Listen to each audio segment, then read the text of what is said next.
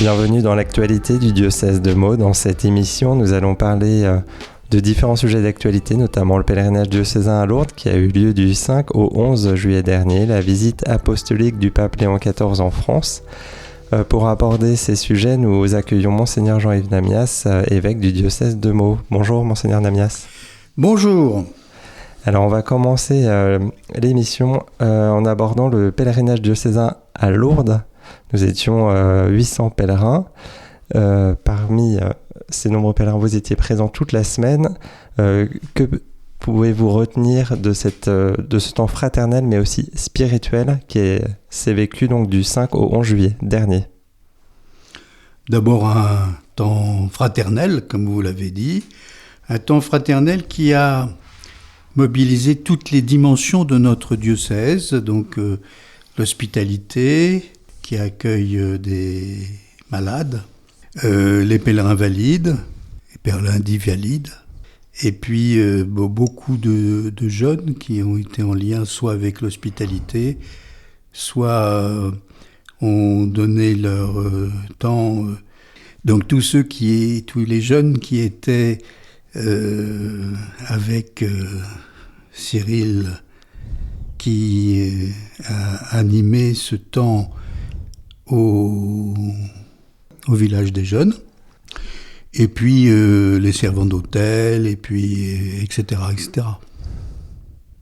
Donc un temps fraternel, un temps très uni dans la diversité de ces différents groupes, et en même temps un temps au service des malades.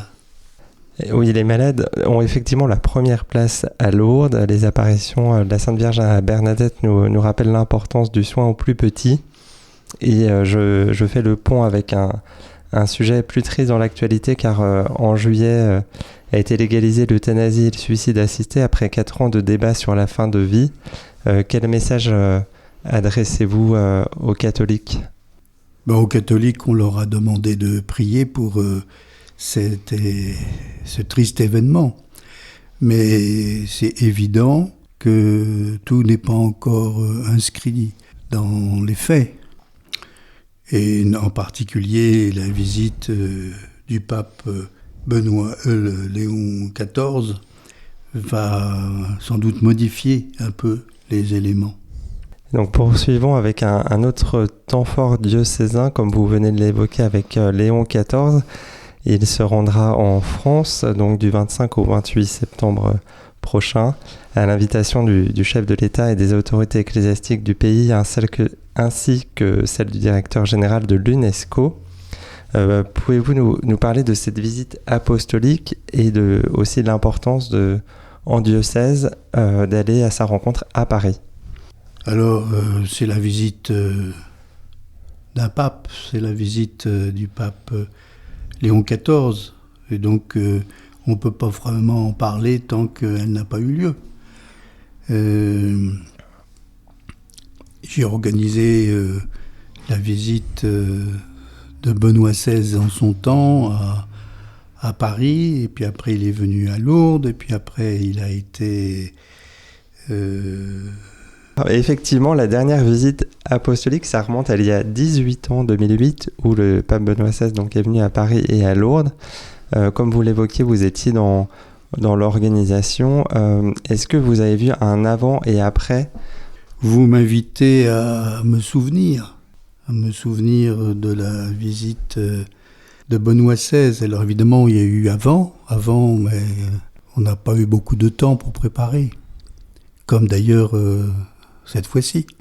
Donc, avant, on était très inquiets. On se disait, y aura-t-il du monde ? Et puis, quand le pape est arrivé, évidemment, il y a eu du monde. Il y a eu du monde parce que nous avions préparé les choses. Oui, un grand accueil du pape Benoît XVI. Et je pense que ça va être pareil pour Léon XIV, ou peut-être même d'abord davantage. Et donc cette visite, elle a pour thème « Pour que le monde ait la vie », qui fait écho au chapitre 6 de Saint Jean. Qu'est-ce que cela vous évoque-t-il ? Peut-être préciser ce thème, donner un peu plus d'explications spirituelles ? Je pense que le pape Léon XIV sait dire dans une situation nationale complexe, délicate, des paroles très fermes, très fortes. On l'a vu dans les différents pays où il a pu aller. C'est un pape qui dit avec fermeté des propos très délicats.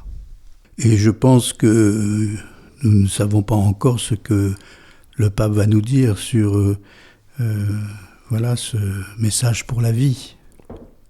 Mais on sait très bien que tous nous serons secoués par ces paroles. Merci, Monseigneur Namias. Là, on va prendre un peu de hauteur parce qu'on va sortir du diocèse pour parler de l'actualité générale en France, car depuis début juillet, il y a beaucoup d'incendies. Vous avez notamment écrit un communiqué le 16 juillet dernier par rapport aux incendies à Fontainebleau. Aujourd'hui, il y a d'autres feux en France. Que peut apporter l'Église aujourd'hui face à ces situations de détresse? D'abord notre propre prière. Notre prière pour tous ceux qui sont engagés. Donc sur la Seine-et-Marne, j'ai pu aller voir le contrôleur général et aussi les interlocuteurs du SDIS, donc des pompiers. Et puis surtout ces incendies.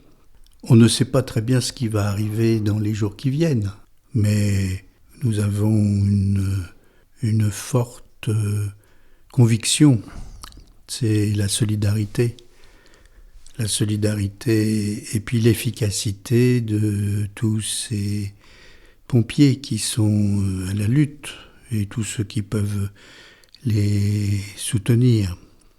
Oui, nous sommes un pays où la solidarité est importante et à nous de la mettre en œuvre dans toutes les dimensions qui sont à la fois locales et puis nationales. Merci, Monseigneur Namias. On va terminer sur un sujet. On revient au diocèse de Meaux par rapport aux différentes constructions, car là, il y a les églises de Saint-Colomban et de Sainte-Bathilde qui prennent vraiment forme actuellement, qui montrent aussi la vitalité missionnaire du diocèse. Pouvez-vous nous en dire un peu plus, car récemment, vous avez été sur les chantiers? D'abord, ces chantiers sont magnifiques. Magnifiques à Chelles, et puis aussi magnifiques à Saint-Colomban. Magnifique parce que d'abord c'est immense, c'est grand. Et puis à Saint-Colomban, nous avons une institution scolaire effective, efficace.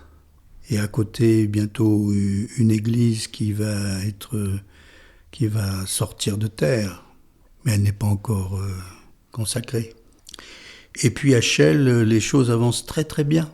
Je m'en réjouis. Et je pense que pour la consécration, devrions faire cela en janvier prochain, à la fête de Sainte-Bathilde.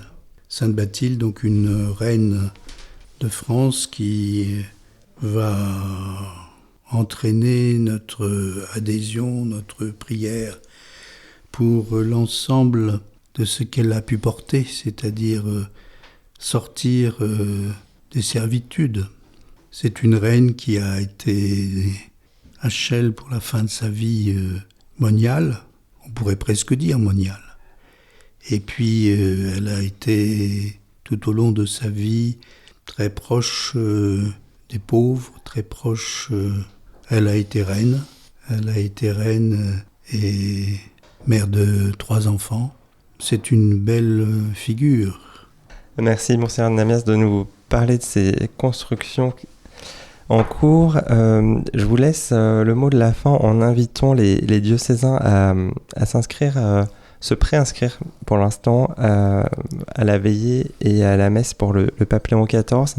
On a quand même déjà 439 jeunes préinscrits et 1700 personnes pour la messe. Voilà, quel message d'invitation adressez-vous? C'est pas assez tout ça. Il faut beaucoup plus de... Il faut vivre ce pèlerinage personnellement et avec les amis, frères et sœurs de nos différentes communautés de notre diocèse. C'est normal qu'on soit nombreux, non pas pour être nombreux, mais pour bénéficier ensemble de cette fraternité qui nous unit et que nous allons vivre avec notre pape. Donc allons à ce pèlerinage, inscrivons-nous. Il faut s'inscrire, je crois.